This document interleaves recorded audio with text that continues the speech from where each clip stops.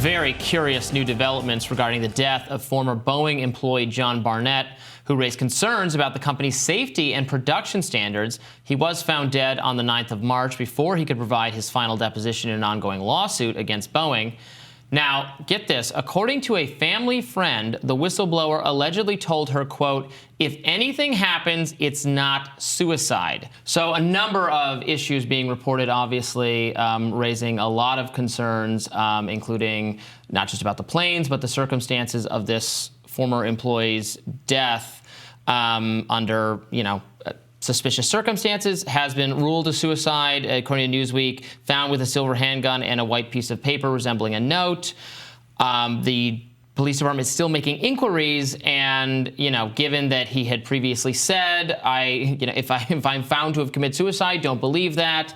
I absolutely understand why people are going to want to take a very close look at this. Yeah, also, he has been a whistleblower for years now, but because of the reporting around all of these incidences with these Boeing 737 jets, his testimony has been getting more scrutiny. Now, remember, the testimony he was giving was about retaliation for previous testimony that he had given about the manufacturing issues with these kinds of planes.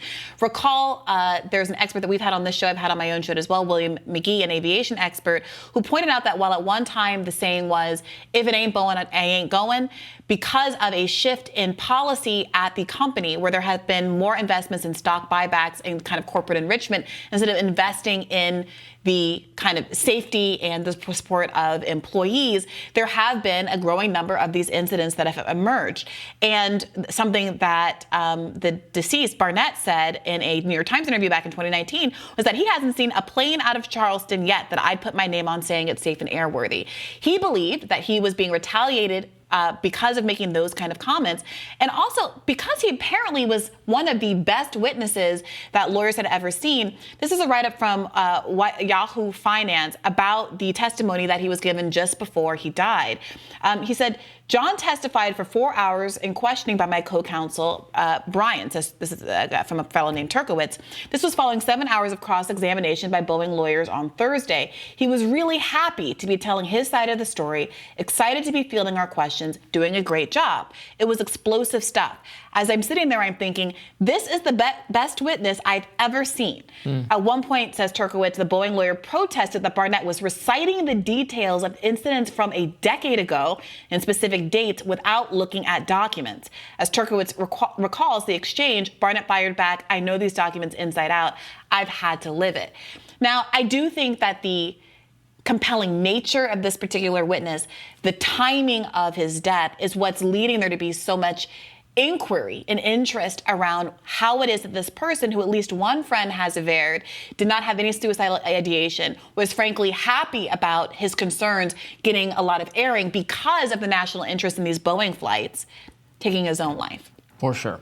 So they should continue to look in that. And at a time where we're looking very closely at Boeing, given all these safety incidents that I think have people very, very, very spooked. I know our last video on this was a big hit, a lot of views. So clearly people have concerns about flying on these planes now. A company that used to have a really sterling record for safety, and thankfully, and I do say this when we talk about this, that has not resulted yet in planes crashing or falling out of the sky, but could if not taken seriously. And the track record in the air industry of a fairly sterling safety record of a very low number of crashes, I think no crashes, at least in America in the last 10 years, and very, very few deaths, is a good one that we should want to continue, not allow to lapse because of lack safety standards. Yeah, I think we should definitely get Bill McGee back on to kind of refresh our memory about what it is, what the kind of systemic changes at the company have been that may have led